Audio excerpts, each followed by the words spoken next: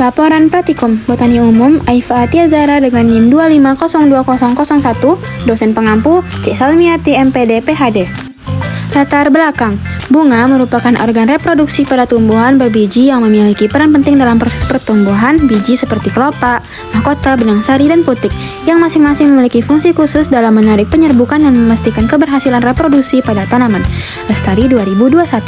Pemahaman morfologi sangat penting dan diperlukan agar dapat mengidentifikasi jenis bunga lengkap, tidak lengkap, sempurna maupun tidak sempurna berdasarkan susunan organ penyusunnya. Sementara itu, anatomi bunga mempelajari struktur dalam jaringan seperti epidermis, mesofil, jaringan pembuluh, hingga struktur mikro pada benang sari dan putik.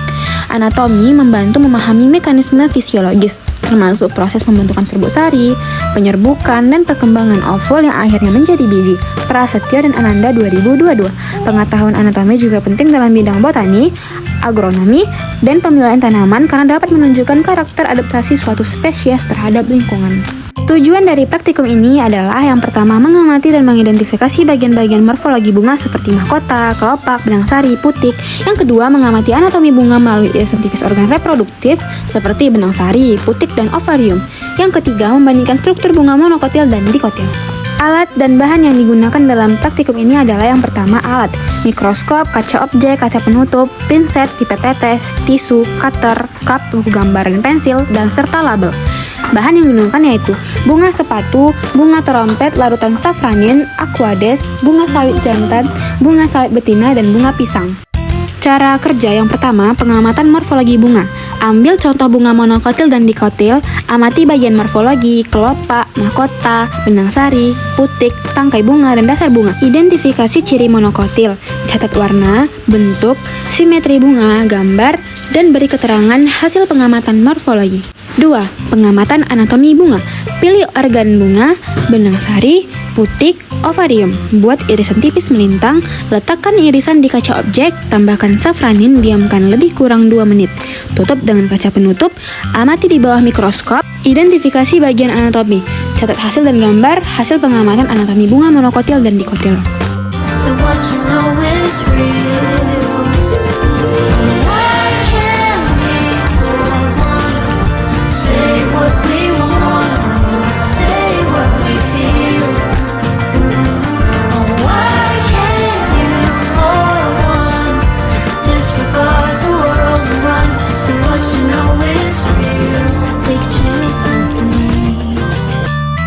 Hasil dan pembahasan. Berdasarkan praktikum yang telah dilakukan, terdapat hasil dari bunga trompet atau Alamanda cathartica.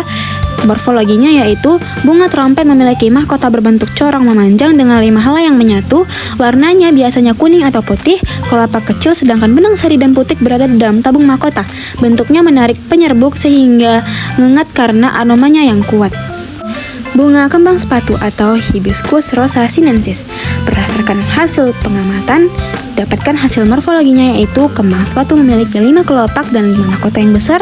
Ciri paling khas yaitu tiang putik panjang yang keluar dari tengah dan dikelilingi tabung benang sari. Bunga berukuran besar dan mencolok sehingga mudah dikenali dan termasuk bunga lengkap. Bunga sawit jantan atau Elais guinensis. Bunga sawit jantan tersusun dalam tang dan berbentuk tongkol memanjang.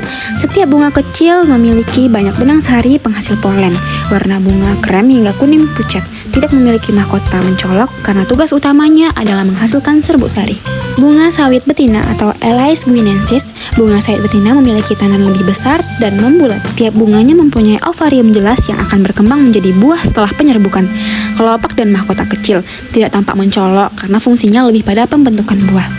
Berikut adalah hasil anatomi dari serbuk sari dan putik bunga trompet. Serbuk sari terbentuk bulat oval dengan dinding luar eksin tebal dan bercorak halus. Lapisan luarnya tersusun dari sporopolin yang kuat terhadap lingkungan. Di dalamnya terdapat inti vegetatif dan inti generatif yang berfungsi membentuk sel sperma. Putik memiliki stilus panjang yang berada di dalam tabung mahkota. Stigma sempit dan melekat di ujung sitrus. Berbentuk sedikit membelah, ovarium berada di dasar bunga dengan beberapa bakal biji yang tertanam pada dinding ruang ovarium. Anatomi kembang sepatu, yaitu anatomi serbuk sari kembang sepatu dan anatomi putih kembang sepatu. Serbuk sari berbentuk bulat berduri halus, pini, eksim tebal, terbagi menjadi pola berduri sebagai ciri khas Malvaceae, mengandung dua inti vegetatif dan generatif, dinding sangat kuat untuk mendukung penyerbukan oleh serangga. Anatomi putik kembang sepatu. Putik memiliki siklus panjang yang menyatu dengan tabung benang sari. Stigma bercabang. Ovarium terdiri atas 5 ruang atau loculus yang berisi banyak bakal biji. Pembuluh xilem dan phloem terlihat jelas menuju ovarium. Anatomi sawit jantan Elais guinensis dan anatomi serbuk sari sawit betina Elais guinensis. Anatomi serbuk sawit jantan, serbuk sari kecil berbentuk elips, berwarna kuning pucat, eksin halus tanpa duri. Di dalamnya terdapat inti vegetatif dan generatif. Serbuk sari sangat ringan sehingga mudah terbawa angin atau serangga penyerbuk. Bunga jantan tidak memiliki putik karena hanya berfungsi menghasilkan sawit betina. Anatomi serbuk sari sawit betina tidak menghasilkan serbuk sari karena bunga betina tidak menghasilkan benang sari. Anatomi putik sawit betina, putiknya besar dengan ovarium 3 ruang trilokular yang berisi bakal biji yang akan berkembang menjadi buah. Stigma pendek dan tebal, permukaan lengket untuk menangkap polen. Anatomi bunga pisang Musa sp. Anatomi serbuk sari pisang pada banyak kultivar pisang budidaya, serbuk sarinya sering steril. Bentuk polen biasanya bulat hingga oval, eksim tipis dan tidak berkembang sempurna pada pisang liar. Polanya normal dengan 2 inti sel. Kesimpulan, berdasarkan kajian morfologi dan anatomi, setiap jenis bunga memiliki ciri khas yang menunjukkan fungsi dan mekanisme reproduksinya masing-masing. Secara morfologi, bunga trompet dan kembang sepatu memiliki bentuk mahkota mencolok yang berfungsi menarik penyerbuk, sedangkan sawit jantan dan sawit betina dan bunga pisang memiliki morfologi sederhana karena beradaptasi pada penyerbukan massal dan pembentukan buah dalam tandan. Sawit jantan didominasi struktur penghasil polen, sedangkan sawit betina dan bunga pisang memiliki morfologi yang mendukung pembentukan. Dari sisi anatomi, bunga trompet dan kembang sepatu mempunyai serbuk sari berdinding kuat dan putik panjang yang mempermudah proses pembuahan. Pada sawit, anatomi serbuk sari jantan sangat efisien dan ringan, sedangkan anatomi putik betina memiliki ovarium besar yang menghasilkan buah. Bunga pisang menunjukkan anatomi ovarium interior yang berkembang menjadi buah meskipun serbuk sarinya sering steril. Secara keseluruhan, kombinasi anatomi dan morfologi menunjukkan bahwa setiap bunga telah beradaptasi secara struktural untuk mendukung penyerbukan, pembuahan, dan keberhasilan reproduksi.